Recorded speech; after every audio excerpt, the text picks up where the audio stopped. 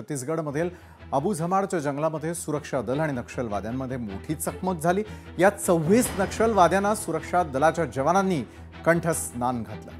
31 मार्च 2026 को हम नक्सलवाद को पूर्ण रूप से समाप्त करने का काम करेंगे।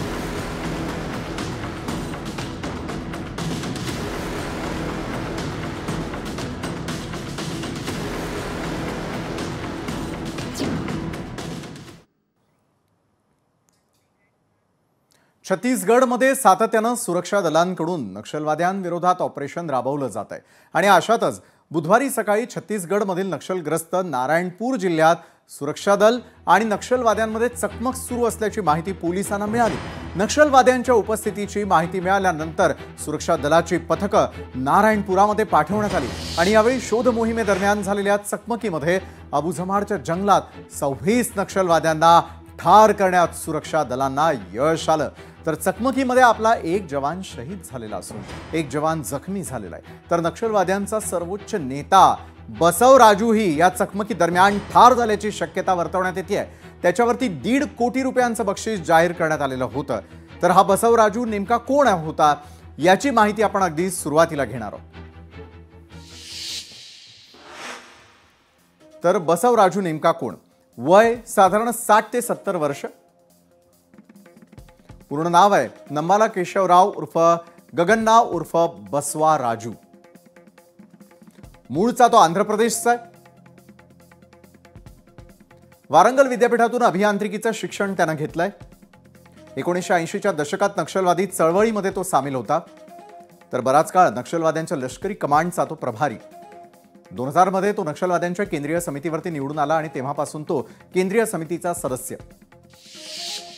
तर बसवराजू संदर्भातही आपण माहिती घेतली। भारतात नक्षलवादाला सुरुवात ही खरं तर पश्चिम बंगालमध्ये 1960च्या दशकात झालेली होती। जमीनदारांविरोधात जे काही आंदोलन पुकारण्यात आलेलं होतं त्यालाच कालांतरानं नक्षलवाद असं नाव देण्यात आलं। 70च्या दशकामध्ये या आंदोलनाची धग तीव्र झाली, ज्यात सामान्य माणसांसोबत जवानांचं रक्तही वाहिलं। तशीच धग अजूनही धुमसती आहे, नव्हे तर तिचा भडका अजूनही धुमसतच राहिलाय। दरम्यान नारायणपुरामध्ये झालेल्या कारवाईवरून केंद्रीय गृहमंत्री अमित शहा यांनी जनतेला दिलेल्या शब्दाची आठवण होताना दिसतेय। कारण याआधीच अमित शहांनी 2026 पर्यंत देशातून नक्षलवाद मुळापासून उखडून टाकू असं वचन देशाला दिलंय आणि थेट दहशतवाद्यांना सज्जड दमच दिलाय। त्यानुसार आता नक्षलवादाविरोधातील कारवाई अधिक तीव्र होताना दिसतेय। तर अमित शहांनी नेमकं काय म्हटलेलं होतं ते पाहूया। 31 मार्च 2026 को इस देश की भूमि पर से हम नक्सलवाद को पूर्ण रूप से समाप्त करने का काम करेंगे। आणि या संदर्भामध्ये अधिक चर्चा करण्यासाठी निवृत्त ब्रिगेडियर हेमंत महाजन सर यांच्याकडे आपण जाऊयात। हेमंत महाजन सर, गेल्या कित्येक दिवसांचं आपण पाहतोय की नक्षलवाद हा अक्षरशः फोफवताना दिसतोय। मात्र नक्षलवाद मुक्त जर आपल्याला देश करायचा असेल त्या दृष्टीनं नारायणपूरमध्ये झालेली कारवाई ही मोठी आहे। कारण एकाच वेळी थेट 26 जणांचा खात्मा करण्यामध्ये त्या ठिकाणी यश आल्याचं आपल्याला पाहायला मिळतं। खरं तर नक्षलवाद संपवणं हे सरकारचं एका बाजूला ध्येय असताना दुसरीकडे नक्षलवाद्यांना शांत करता येणं देखील अतिशय महत्त्वाचं आहे। तर आपण ज्या प्रकारे ऐकलं की अमित शहा जे म्हणाले त्यानुसार नक्षलवाद संपवण्यासाठी सरकारनं अक्षरशः कंबर कसली आणि नारायणपुरातील कारवाईवरून सरकार आपला शब्द पाळतानाही दिसतोय। महाराष्ट्राबाबत बोलायचं झालं तर गडचिरोली जिल्हा हा नक्षलग्रस्त भाग म्हणून ओळखला जातो। या ठिकाणी देखील गेल्या काही वर्षात नक्षलवाद्यांना कंठस्नान घालण्यात सुरक्षा दल आणि पोलिसांना मोठं यश आलेलं आहे। त्याचा देखील आपण अगदी थोडक्यात आढावा घेऊ आणि त्यानंतर आपण हेमंत महाजन सर आणि इतर मान्यवरांशी चर्चा करणार आहोत। हेमंत सर, मी आपल्यापासून सुरुवात करतो। नक्षलवादाचा खात्मा करण्यासंदर्भात सरकारनं उचललेलं मोठं पाऊल, मात्र नारायणपूरमध्ये ज्या प्रकारे एकाच वेळी 26 जणांना त्या ठिकाणी कंठस्नान घालण्यात आलेलं आहे, ही कारवाई अतिशय महत्त्वाची आहे नक्षलवाद जो आहे तो संपवण्यासाठी, समूळ उच्चाटनासाठी। हेमंत सर, असं आहे की याला 3-4 नावं आहेत नक्षलवाद, कारण हा सुरू झाला होता नक्षलवादी जिल्ह्यात किंवा माओवाद किंवा लेफ्ट विंग एक्स्ट्रीमिझम किंवा लेफ्ट विंग टेररिझम, हे जे त्यांनी स्वतःला नाव दिलेलं आहे ते आहे CPIM म्हणजे communist party of India Maoist.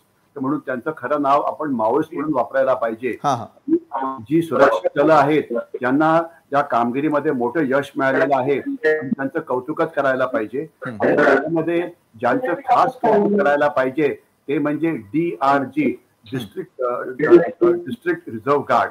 थोडक्यात काय होतं, आपल्याला कल्पना असेल की या विषयावरती मी 2011 मध्ये एक पुस्तक लिहिलेलं होतं. ते पुस्तक तुम्हाला दाखवतो की नक्षलवादाचे आव्हान आपल्या चीनचे भारताविरुद्ध छुपे युद्ध. आणि त्याच्यामध्ये एक सलवाजुदम नावाचा प्रकार होता की सलवाजुदम नावाचे आदिवासी होते, त्यांचा वापर छत्तीसगड पोलीस वगैरे करायचे आणि मग काही ऍक्टिव्हिस्ट कोर्टात गेले की असं व्हायला नको वगैरे, मग तर सलवाजुदम त्याला डिसबँड करण्यात आलं. आणि त्याच्यानंतर छत्तीसगडनी केलं काय, तर हे जे सगळे आदिवासी होते त्यांनी डिस्ट्रिक्ट रिझर्व्ह गार्डमध्ये त्यांना भरती केलं आणि त्यांना पोलीस म्हणून भरती केलं आणि त्यांना चांगल्या प्रकारचं ट्रेनिंग दिलं. आणि या लोकांना आदिवासी आहेत त्यामुळे त्यांना हा भाग खूप चांगला माहिती आहे, जॉग्राफी खूप चांगली माहिती आहे, अतिशय काटक आहेत, चपळ आहेत. आणि त्यांना जे ट्रेनिंग देण्यात आलं तर त्या ट्रेनिंगमध्ये तिथे असलेली CIJW स्कूल म्हणजे काउंटर इन्सर्जन्सी आणि जंगल वॉरफेअर स्कूल आहे, जी मराठा लाईट इन्फंट्रीचे ब्रिगेडियर पनवत हे गेले 20 वर्ष चालवत होते आणि आत्ताच 1 वर्षापूर्वीच ते रिटायर झालेले आहे. तर तिथे त्यांनी अतिशय उत्कृष्ट पद्धतीचं ट्रेनिंग दिलं. जशा प्रकारचं ट्रेनिंग CIJW स्कूल जी भारतीय सैन्याची आहे वरांगटेला मध्ये, तर ट्रेनिंग चांगलं होतं, लिडरशिप चांगली होती, शस्त्र चांगली होती, गुप्तहेर माहिती चांगली होती. तर या सगळ्यांमुळे त्यांना गेल्या काही महिन्यापासून मोठ्या प्रमाणामध्ये यश मिळतं आहे. तर त्याकरता त्यांचं कौतुकच करायला पाहिजे. आणि महाराष्ट्रामध्ये पुरतं बोलायचं म्हटलं तर आपल्याकडे सुद्धा एक C60 नावाचा कमांडो फोर्स आहे, ते सुद्धा आदिवासी आहेत, लोकल आहेत तिथले, आणि त्यांची सुद्धा कामगिरी जी आहे अतिशय उत्कृष्ट आहे.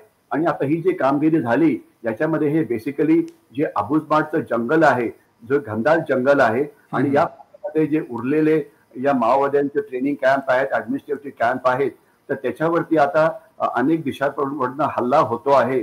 आणि तसा जर हल्ला झाला तर त्यांची ही स्थानं बर्बाद करता येतील किंवा त्यांना डिस्ट्रॉय करता येईल अशा प्रकारची विधानं गृह मंत्रालय करत आहे. ते म्हणत आहे की 2026 पर्यंत म्हणजे माओवाद आपण पूर्णपणे नष्ट करू. जर तसं झालं तर फारच चांगलं आहे. परंतु म्हणजे जंगलामधलं जे वॉरफेअर असतं ते अतिशय कठीण असतं आणि आता इतक्या लवकर आपण अशा प्रकारची व्हिक्टरी जी आहे ती डिक्लेअर करू शकत नाही. परंतु एवढं नक्की की माओवाद्यांचं मोठं नुकसान झालेलं आहे. अनेक माओवाद्यांनी सरेंडर केलेलं आहे. अनेक नेते हे मारले गेलेले आहेत. त्यांना नवीन नेतृत्व कुठलंही मिळत नाही आहे. नवीन रिक्रुटमेंट मध्ये त्यांना प्रॉब्लेम होतो आहे. तर या सगळ्यामुळे अशी एक आता आशा निर्माण झालेली आहे की माओवाद्यांना आता म्हणजे त्यांना पुष्कळ म्हणजे बाजूने आपण घेरलं असावं आणि आक्रमक कारवाई आपण जर चालूच ठेवली तर आपल्याला नक्कीच मोठे यश मिळेल.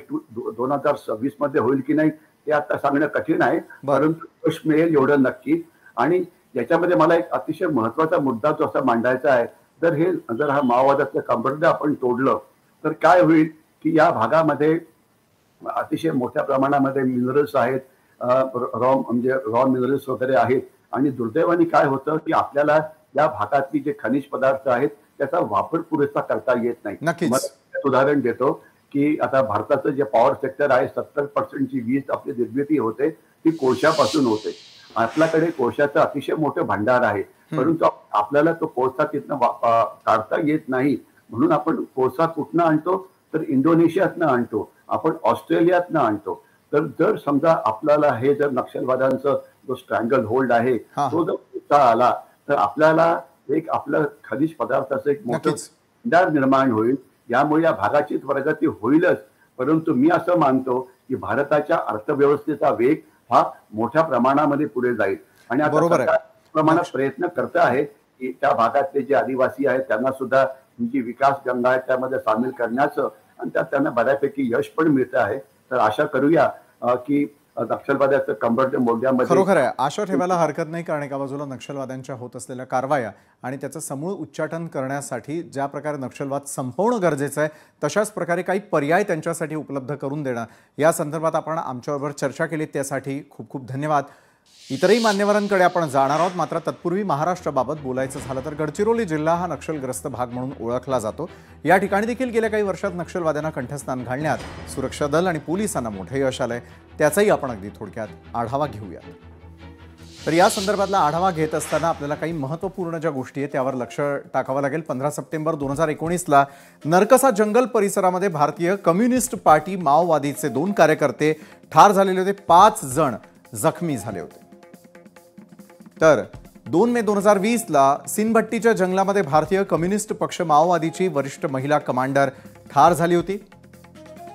मग 18 सप्टेंबर 2020ला कोसमी किसनेली जंगलामध्ये 3 महिला कॅडरसह त्या ठिकाणी असलेल्या 3 महिला कॅडरसह भारतीय कम्युनिस्ट पार्टीचे 5 कार्यकर्ते ठार झालेले होते। नक्षल विरोधातल्या या कारवाया आपण पाहतोय। 28 मार्च 2021ला गडचिरोली पोलिसांकडून एका उच्चपदस्थ कार्यकर्त्यासह 5 नक्षलवाद्यांचा खात्मा करण्यात आला। तर 28 एप्रिल 2021ला गट्टा झांबिया जंगलामध्ये 2 नक्षलवादी यमसदनी धाडण्यात आले। तर 21 मे 2021ला कोटमी जंगलात 7 महिलांसह 13 नक्षलवाद्यांनाही ठार केलं गेलं होतं। तर 13 मार्च 2021ला ग्यारापट्टीच्या जंगलामध्ये 26 नक्षलवाद्यांचा खात्मा करण्यात आला। तर 19 फेब्रुवारी 2024ला महाराष्ट्र छत्तीसगड सीमेवरती 36 लाखांचं रोख बक्षीस असलेले 4 नक्षल कमांडरही ठार। तर ही गेल्या काही वर्षात गडचिरोली जिल्ह्यात करण्यात आलेली नक्षलवाद्यांविरोधातील कारवाईची आकडेवारी आपण पाहिली।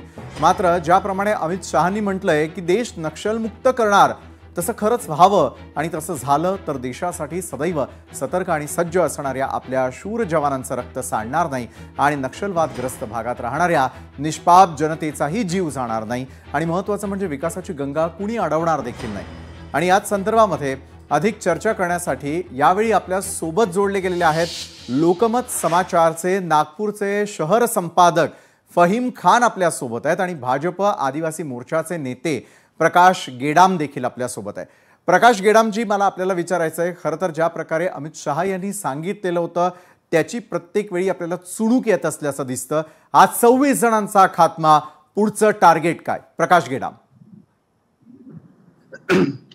माननीय देशाचे नेते गृहमंत्री ते खरं म्हणजे जे बोलतात ते करून दाखवतात।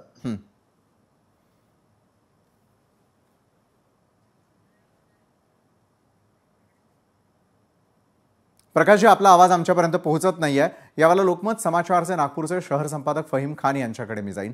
फहीम खानजी, नक्षलवादाचं समूळ उच्चाटन हे आपल्या सगळ्यांचं जरी ध्येय असलं तरी देखील त्याचा इतिहास आपण अगदी थोडक्यात समजून घेतला, त्याचबरोबर त्याच्यावरती करण्यात आलेली कारवाई आपण पाहिली। मात्र ज्या प्रकारचे संयुक्तिक प्रयत्न गरजेचे आहेत त्याच्या समूळ उच्चाटनासाठी आपण या घडीला कुठे आहोत याचा विचार होणं गरजेचं आहे असं आपल्याला वाटतं का? फहीम खान। अगदी बरोबर आहे। माझं मत आहे की त्या दृष्टीने खरोखर प्रयत्न आहेत, कारण मागील इतिहास जर आपण बघितलं म्हणजे महाराष्ट्रात फक्त गडचिरोली आणि गोंदिया या 2च ठिकाणी नक्षलवाद किंवा माओवाद होता आणि तो समूळ नायनाट झालेला आहे असं मी म्हणेन सध्या तरी, कारण 1-2 दलम फक्त बाकी आहे आणि ते सर्व संपलेलं आहे। पण छत्तीसगड हा आमच्या सर्वांच्या चर्चेचा विषय होता। छत्तीसगडमध्ये अबुझमाड मधून आम्हाला माओवाद्यांना समूळ नायनाट करणं फार गरजेचं होतं।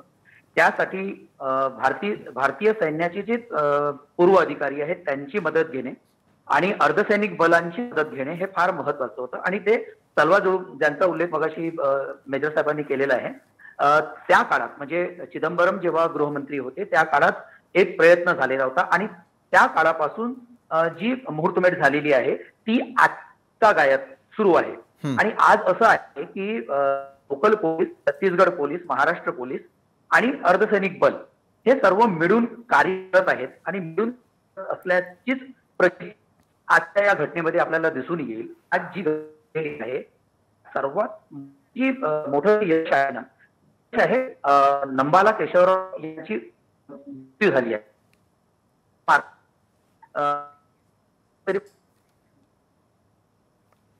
निश्चित तांत्रिक अडचणींमुळे फहीम खान यांचा देखील आपल्यापर्यंत यावेळेला आवाज पोहोचत नाहीये. मात्र धन्यवाद फहीम खान आणि प्रकाश गेडाम, आपण देखील आमच्या सोबत या संदर्भामध्ये चर्चेसाठी जोडला गेलात.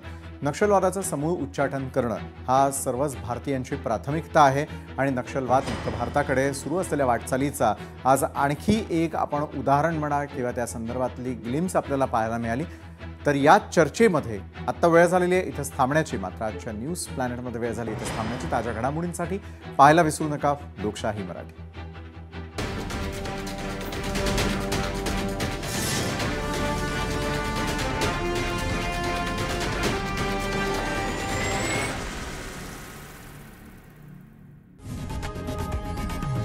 लोकशाही मराठी ऐका, पहा, जागरूक रहा.